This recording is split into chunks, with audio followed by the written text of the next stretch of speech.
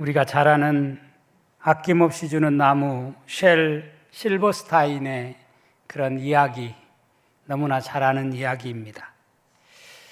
예수님의 사랑을 떠올리기도 하지만 무엇보다도 가깝게는 부모님의 사랑을 다시 한번 생각하게 하는 귀한 이야기라고 생각을 합니다.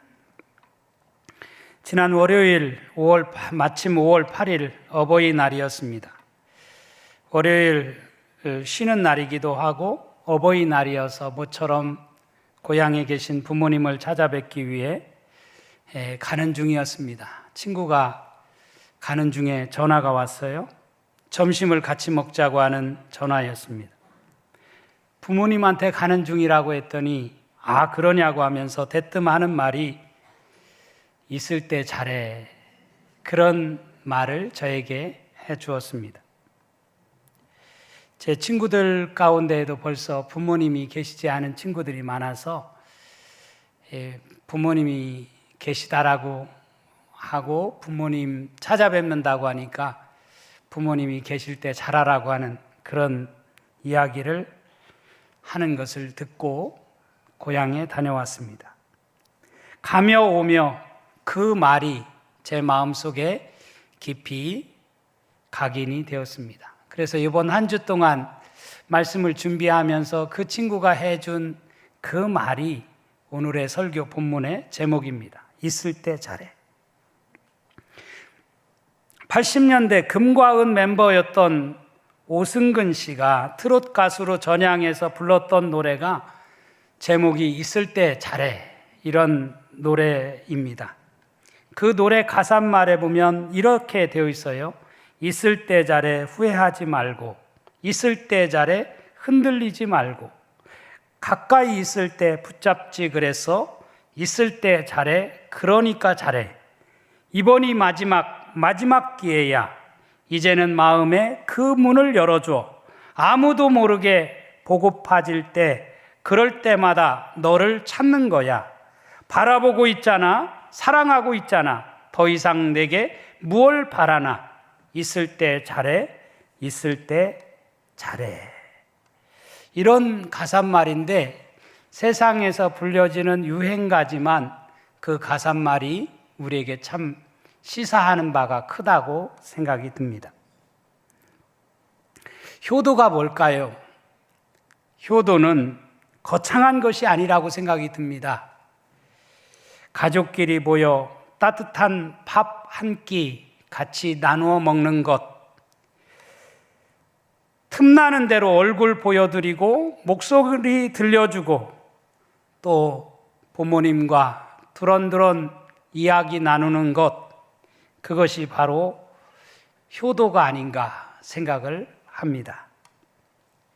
어린이날을 공휴일로 제정하게 된 것이 100년 전이더라고요. 1923년 일제시대에 어린이날이 제정되었습니다. 그 당시 일제시대는 어린이들을 잘 사회가 돌보지 않고 사회의 천덕꾸러기로 여기는 경향이 있어서 이날 하루만큼이라도 어린이들을 소중히 여기자, 어린이들을 귀하게 여기자라고 하는 취지로 어린이날을 제정했고 공휴일로까지 만들었습니다. 이렇게 하고 100년의 세월이 지났습니다. 오늘 이 시점에서 생각해 보면 어린이들은 그야말로 각 가정의 상전이 되었고 너무나 어린이들을 귀하게 여기다 보니까 우상처럼 떠받드는 그런 세상이 아닌가 생각합니다. 반면 100년 전에는 어른들은 그야말로 이렇게 우리 사회가 먹을 것은 없어도 어른을 잘 공경하고 하던 시대였는데 오히려 어른들이 사회의 천덕꾸러기처럼 여겨지는 세상이 되었습니다. 요즘 우리 자식들에게는 효 사상이 많이 부족하다는 생각을 하게 됩니다. 그런 차원에서 우리 가정에서 또 교회에서 또 우리 사회에서 효를 가르쳐야 하지 않을까 생각합니다. 우리 옛말에 내리사랑은 있어도 치사랑은 없다는 그런 말이 있습니다. 내리사랑은 시키지 않아도 너무나 잘합니다. 그런데 손윗사람에 대한 사랑은, 치사랑은 잘 실천하지 못하는 것이 너나 할 것 없이 우리의 모습입니다. 또 이런 말이 있어요. 부모가 온 효자가 되어야 자식이 반효자가 될 수 있다. 참으로 맞는 말이라고 생각이 듭니다. 우리 아이들은 본대로, 들은 대로 행합니다. 그런 차원에서 정말 우리 기성세대들이 좋은 본을 보이는 것이야말로 우리 자녀들로 하여금 효를 실천하면서 살아가게 만드는 법이라고 생각합니다. 만사가 다 때가 있습니다. 전도서 3장에 보면 이렇게 말씀하고 있어요. 범사에 기한이 있고 천하 만사가 다 때가 있나니. 천하 만사가 다 때가 있다라고 가르치면서 여러 가지의 때를 말씀을 하고 있습니다. 그러므로 효도도 기회 있을 때 해야 한다는 뜻입니다. 효도하고 싶어도 기회를 놓치면 할 수가 없습니다. 버스 지나간 다음 손들면 아무 소용이 없듯이 우리 부모님들도 언제까지나 기다려주지 않습니다. 그런 차원에서 기회를 잘 포착하는 것이 무엇보다 중요하다고 생각합니다. 지금은 옛날과는 효도의 개념이 참 많이 바뀌었습니다. 과거에는 죽은 다음 장례식을 거창하게 치르고 무덤의 날마다 찾아가면 효도라고 생각을 했습니다. 오늘날 그렇게 생각하는 사람은 아마 아무도 없으리라고 생각합니다. 톨스토이의 우화에 이런 이야기가 전해지지요. 우리가 잘 아는 이야기입니다. 하나님께서 천사장 가브리엘을 시켜서 세상에서 가장 아름다운 것 3가지만 가져오라고 했습니다. 천사장 가브리엘은 세상 곳곳을 다니면서 무엇이 가장 아름다울까? 아름다운 것을 찾아 헤맸습니다. 그런 가운데 첫 번째로 아름다운 것을 발견했는데 그것은 활짝 핀 아름다운 꽃송이를 발견했습니다. 어제도 결혼식장에 갔다 오면서 시청 담벼락에 장미가 너무너무 아름답다고 그 차에 타고 있는 권사님들이 저 장미를 보라고 그런 모습을 보면서 함께 왔습니다. 정말 이 5월 계절의 왕 5월은 장미의 아름다움을 우리가 보지요. 천사장 가브리엘이 두 번째로 발견한 아름다운 모습은 활짝 웃는 순진난만한 어린아이의 웃음이었어요. 어린아이가 웃는 모습이야말로 정말 너무너무 아름다운 모습이죠. 세 번째로 가브리엘이 발견한 아름다움은 헌신적인 어머니의 사랑이었다고 말합니다. 그런데 천사장 가브리엘이 이 3가지를 구해서 하늘로 올라가는 동안 꽃은 금세 시들고 말았습니다. 그렇게 천진난만했던 웃음을 지었던 어린아이의 웃음도 이미 사라지고 늙고 말았습니다. 그러나 오직 하나 남은 어머니의 사랑만은 세월이 지나도 여전히 변함이 없었다라고 하는 이야기입니다. 이처럼 동서고금을 막론하고 변함이 없는 것은 어머니의 사랑입니다. 하나님이 인간에게 주신 가장 좋은 선물은, 가장 아름다운 선물은 그런 의미에서 부모라고 생각이 듭니다. 우리가 사는 세상은 이해타산의 범위에서 벗어나지 못합니다. 주고받는 것이 인간관계의 기본 법칙인 것처럼 여겨집니다. 주고받는 것의 균형이 깨어질 때 어떻게 됩니까? 우정도 깨어집니다. 사제지간의 정도 깨어집니다. 심지어 부부 간의 관계도, 형제 간의 관계도 깨지고 맙니다.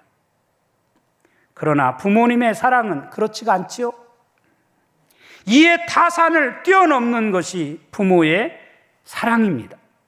대부분의 사랑은 금방 말라버리지만 어머니의 사랑은 마르는 법이 없습니다. 어머니가 쏟아주는 사랑은 계산적이지 않아요. 어떤 부모가 돌아올 것을 생각하고 자식에게 사랑을 줍니까? 어떤 부모가 계산을 하고 자식을 키우며 사랑합니까? 부모의 자식 사랑은 본능적인 사랑에 가깝다고 할 수 있습니다. 받기 위해 주는 것이 아니기에 아깝지 않고 주어도 후회함이 없습니다. 아버지는 속으로 울고 겉으로 위로하는 자입니다. 아버지는 속으로 사랑하고 겉으로 책망하는 분입니다. 아버지는 엄한 얼굴을 가졌으나 부드러운 심장을 가진 분입니다. 아이들은 아버지를 통해 하나님을 배우지요. 아버지처럼 두려움과 자비, 위엄과 사랑의 양면을 동시에 가진 존재가 바로 하나님이심을 우리는 고백하게 됩니다. 그래서 우리는 하나님 아버지라고 고백하는 것 아니겠습니까? 그런데 이 사랑을 철들기 전까지는 알지를 못합니다. 그래서 이런 이야기를 합니다. 어머니 몸은 절대 아프지 않는 어떤 특별한 몸인 줄 알았습니다. 어머니는 어렸을 때부터 아무 꿈도 없는 줄 알았습니다. 어머니는 새벽 일찍 일어나고 늦게 자는 것을 좋아하는 줄 알았습니다. 어머니는 특별히 좋아하시는 음식이 없는 줄 알았습니다. 어머니는 좋은 옷 입는 것에는 전혀 관심이 없는 줄 알았습니다. 어머니는 우리가 전화하는 것을 좋아하지 않는 줄 알았습니다. 어머니는 언제나 우리 곁에 계실 줄 알았습니다. 우리 아버지는 단 하루라도 쉬는 것을 좋아하지 않는 줄 알았습니다. 아버지는 웃는 걸 모르시는 줄 알았습니다. 아버지 주머니에는 늘 돈이 들어있는 줄 알았습니다. 아버지는 좋아하시는 운동도 취미도 없는 줄 알았습니다. 아버지 눈에는 눈물 한 방울도 없는 줄 알았습니다. 아버지는 오래 사실 줄로 믿었습니다. 이와 같은 오해와 착각을 하며 살아가는 것이 오늘 우리들의 모습입니다. 그렇다면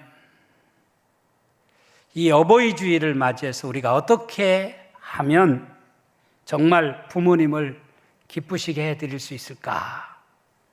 첫 번째로 부모님의 존재 가치를 인정해 드리는 것이 부모님을 기쁘시게 해드리는 길이라고 생각합니다. 나는 우리 부모님이 계셔서 너무 좋아. 나는 부모님이 내 곁에 계셔서 행복해. 비록 내 부모님이 늙고 아무 능력이 없다 손치더라도 부모님의 존재 가치를 인정해 드리는 것이 부모님을 기쁘시게 해 드리는 일이라고 생각합니다.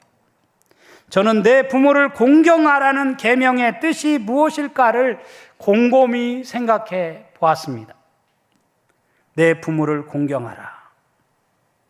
공경한다라고 하는 것은 부모를 짐으로 생각하는 것이 아니라 부모를 어떤 도움이나 주는 그런 존재로 생각하는 것이 아니라 부모님이 내 곁에 계심 그 자체, 존재 자체를 인정해 드리는 것이야말로 부모님을 공경하는 것이구나 라고 하는 것을 요즘 새삼스럽게 깨닫게 됩니다.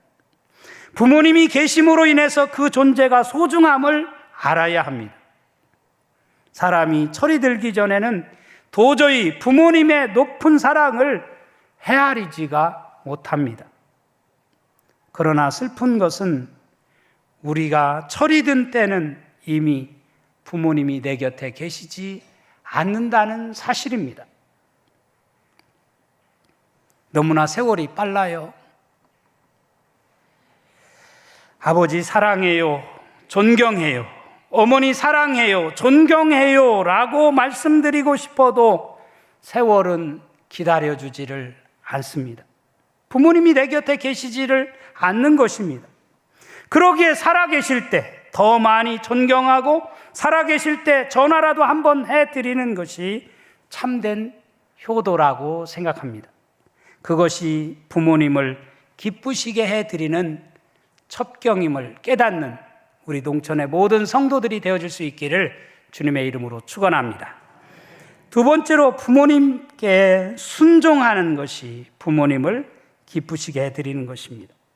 오늘 22절에 보면 너를 낳은 아비에게 청종하고 내 늙은 어미를 경히 여기지 말지니라, 그렇게 우리에게 가르치고 있습니다. 이 말씀을 메시지 성경으로 보니까 이렇게 번역했더라고요. 너를 길러준 아버지의 말씀을 청종하고 어머니가 나이 들어도 무시하지 마라. 어머니가 나이 들어도 무시하지 말아라. 어머니가 늙어서 힘이 없다고 또 아무런 능력이 없다고 무시하는 이 행위야말로 참으로 지탄받아야 할 마땅한 일이라고 생각이 듭니다. 에베소서 6장 1절에 보면 자녀들아 주 안에서 너희 부모에게 순종하라, 이것이 옳으니라, 우리에게 그렇게 가르치고 있습니다. 부모에게 순종하는 것이야말로 옳은 일이다, 우리에게 그렇게 가르칩니다. 또 골로새서 3장 20절에 보면 자녀들아 모든 일에 부모에게 순종하라, 이는 주 안에서 기쁘게 하는 것이니라. 모든 일에 부모에게 순종하라고 가르치고 있습니다. 취사 선택에서 순종하는 것이 아니라 어떤 상황 속에서도 부모님의 말씀에 순종하라. 그것이 부모를 기쁘게 하는 행위라고 우리에게 가르치고 있습니다. 잠언 30장 17절에도 이런 말씀이 나와요. 아비를 조롱하며 어미 순종하기를 싫어하는 자의 눈은 골짜기에 까마귀에게 쪼이고 독수리 새끼에게 먹히리라. 참 무서운 말씀이 아닐 수가 없어요. 부모의 말씀에 순종하기를 싫어하는 자의 눈은 골짜기에 까마귀에게 쪼인다. 새 중 까마귀라고 하는 그 새는 흉조를 나타내는 그런 새입니다. 그러나 까마귀는 가장 효도를 잘하는 새로 알려져 있어요. 까마귀는 새끼에게는 먹을 것을 한 번도 물어다 주지 않는다고 합니다. 새끼 까마귀들은 그 어미 까마귀가 늙어서 날지 못하게 될 때 이미 어미 까마귀가 죽는 날까지 먹을 것을 물어다 주는 것이 이 까마귀라고 하는 새라고 합니다. 여기서 나와진 유명한 효를 나타내는 반포지효라는 말이 바로 이 까마귀의 그런 모습을 통해서 우리에게 유명한 말이 나와졌습니다. 미물에 불과한 새, 그것도 길조가 아니라 흉조를 알리는 새로 알려진 까마귀지만 늙은 부모가 죽기까지 봉양하는 그런 까마귀이기에 어찌 만물의 영장이라고 말하는 인간이 까마귀만도 못한 삶을 살아가겠습니까? 그러니까 그 부모를 조롱하고 봉양치 않는 그런 인간이 있다면 그런 인간은 그 골짜기에 까마귀에게 쪼인다. 성경이 우리에게 그렇게 가르치고 있습니다. 세 번째로 부모님과의 관계가 기쁨의 관계여야 함을 오늘 우리에게 말씀해 주고 있습니다. 여러분, 여러분은 부모님과의 관계가 어떤 관계입니까?